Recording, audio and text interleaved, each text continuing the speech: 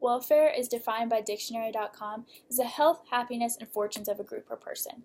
The welfare of animals is a controversial topic and concern in today's society. When most people think of welfare, they think of the dogs and cats on the ASPCA commercials that flood our TV programming. But there are also many organizations that distribute false information about the treatment and welfare of livestock.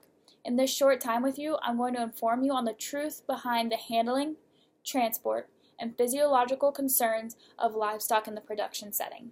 The most basic form of maintaining welfare of livestock is the handling procedures. Now, while the handling method you choose depends on the livestock breed you're dealing with, the most basic principle is the flight zone. The flight zone is the area around the animal that determines in which direction that animal will move. In Temple Grandin's article that she wrote in 2008, she said, "To keep animals and move them easily, the handler should work on the edge of the flight zone." Now, the point of balance is at the shoulder. The direction the animal will move is based off of the handler's position in respect to the shoulder. For example, if the handler is behind the shoulder, the animal will move in a forward direction. And if the handler is in front of the shoulder, the animal will move in a backwards direction. As Temple Grandin, author of Cattle Transport Guidelines for Meat Packers, Feedlots, and Ranches, suggests, you should only move cattle at a walk and a trot. Injuries from falls and bruises are increased when you move them at any faster pace. And you should also reduce the noise. They have sensitive ears, so loud yelling and whip cracking will stress the animal out, causing cortisol levels to increase. And I'll touch more on cortisol in a few moments. You should also eliminate the use of electric prods. Instead, you should use paddles or flags. And you should make cattle flow. Don't allow the cattle to stop and stand. Keep a constant motion, and all the others will follow the lead cow.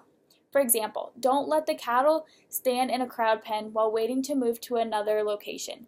Keep the animal moving forward at all aspects of the handling process.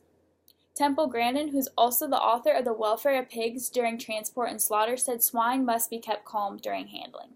You should move swine in small groups and use paddle boards, panels, or large flags instead of electric prods. This will lower the stress levels. And you should also remember the basic principle of the flight zone. This is also very important when moving swine.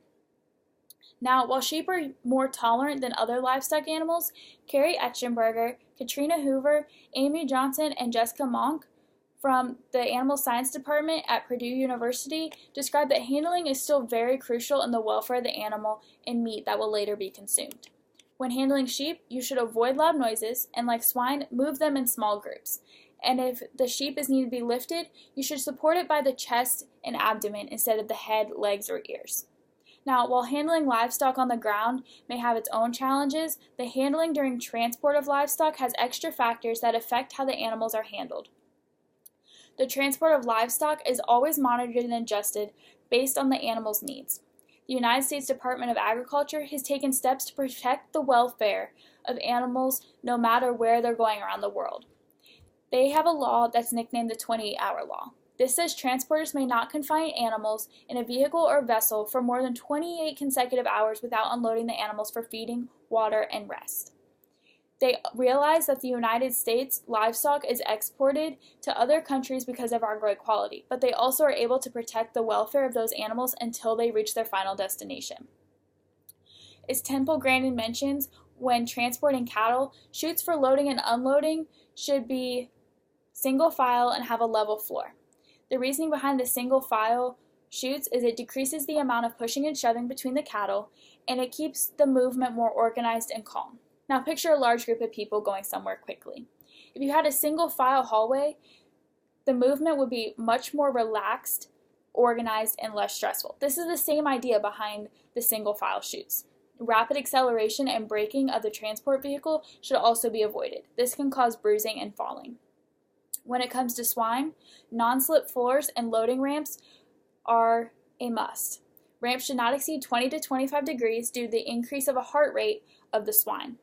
And Texas Tech University Laboratory of Animal Behavior, Physiology, and Welfare says keeping swine cool while transporting is essential to avoid heat stress. Signs of heat stress include increased breathing rates, open mouth breathing, redness of skin, and an inability to walk. If these various concepts are not considered, the livestock may begin to have physiological problems. Now, the welfare during the production is extremely important because of the possible physiological concerns, which include cortisol. Cortisol is the primary glucocorticoid released from the adrenal glands during periods of stress. Increased levels of cortisol can damage the meat that we would need later. This means that once the animal is slaughtered, that the meat received from the animal will not be as good of quality as it needs to be.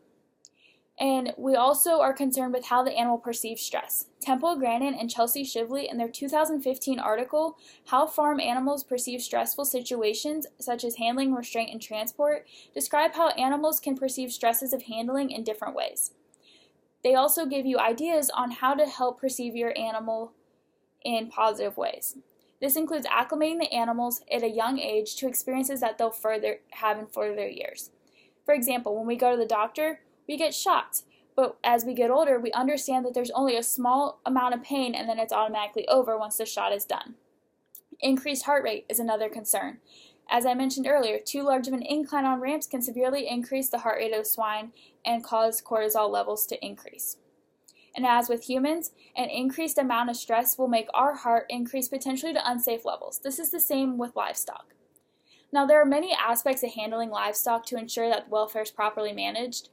But while I was only able to cover some of the more basic concepts of livestock welfare in the production setting, there's so much more that goes on into the process of the animal's journey from the time that they are born to the time they arrive at your table.